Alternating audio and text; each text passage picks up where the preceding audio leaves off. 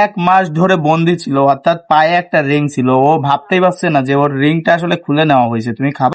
পাখিটাকে আজকে আমরা শেষবারের মতো খাওয়াচ্ছি। এরপরে পাখিটাকে আমরা ছেড়ে দিব, মুক্ত হয়ে যাবে আকাশে।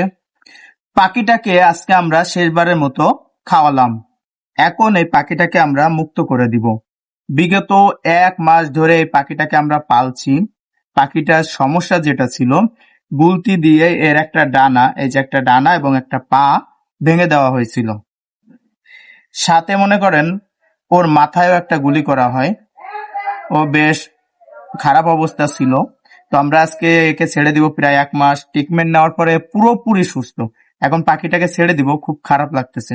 কি খারাপ লাগতেছে? সবারই খুব খারাপ লাগতেছে, তারপরেও ছেড়ে দিতে হবে যেহেতু বনের পাখি।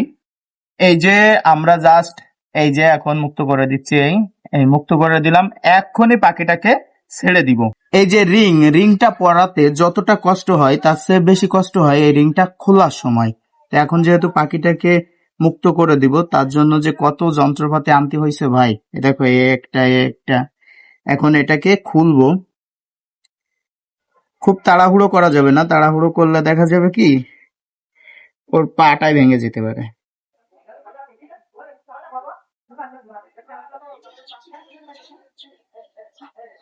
ভাই আমার যন্ত্র ব্যাকা হয়ে যায়, ওর রিং খুলে না। মোটামুটি ফাঁকাই হয়েছে। খুলে দিই।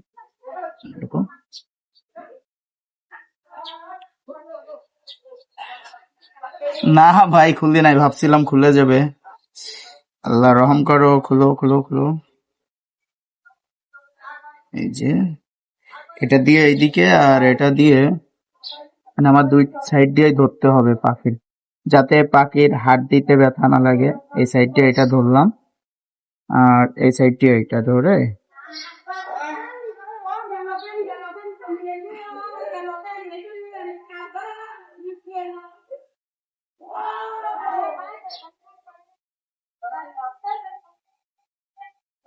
ভাই রিং আমি একা একা পড়াইছিলাম, আর আজকে দুজন মিলেও রিংটা খুলতে পারি না, এমন একটা অবস্থা। আর একটু হইলে হয়ে যাবে। হ্যাঁ এবার হয়েছে, সম্ভবত খোলা যাবে। আমি একটু দেখাই। 1 মিনিট। এই যে হ্যাঁ হয়েছে হয়েছে। খুলো। এই যে ভাই, এ হচ্ছে মূলত লক, ঠিক আছে, মানে তালা যারে বলে, এটা হচ্ছে লক আর এটা হচ্ছে রিং। এই যে খুলে ফেলছি।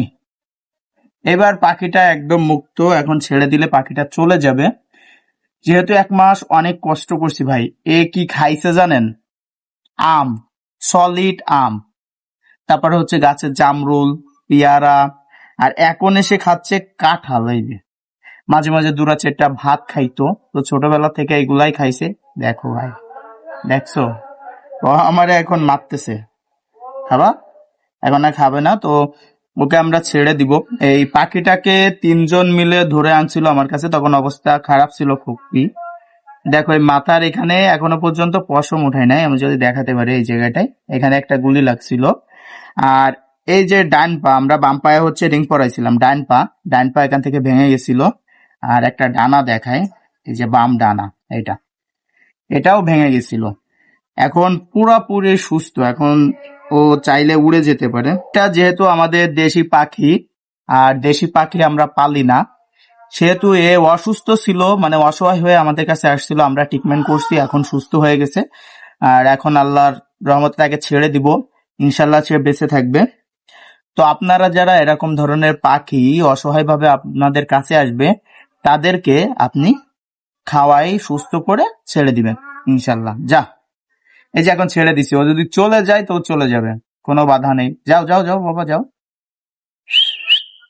ও আসলে যাইতে চাচ্ছে না। এক মাস ধরে আমাদের কাছে থাকছে, খাইছে। আর কথা যেটা হচ্ছে, ও হচ্ছে এক মাস ধরে বন্দি ছিল, অর্থাৎ পায়ে একটা রিং ছিল। ও ভাবতেই পারছে না যে ওর রিংটা আসলে খুলে নেওয়া হয়েছে। তুমি খাবা? ও খাবে। ওকে কিন্তু পুরোপুরি মুক্ত মুক্ত করে দেওয়া হয়েছে ভাই। এই দেখো পুরোপুরি মুক্ত। ও জানি না কেন উড়ে যাচ্ছে না, খাচ্ছেও না, উড়েও যাচ্ছে না। কি একটা অবস্থা। এনাও পানি খাও। ওকে, আমরা একটু আম দিই, কাঁঠাল দিই।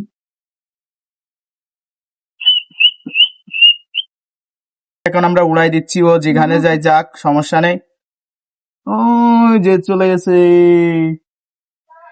তো অবশেষে পাখিটা নিজের ইচ্ছায় উড়ে চলে গেল। যদি ভিডিওটা ভালো লাগে লাইক কমেন্ট শেয়ার করবেন এবং চ্যানেলটা সাবস্ক্রাইব করে আমাদের সাথে থাকবেন। আল্লাহ হাফেজ।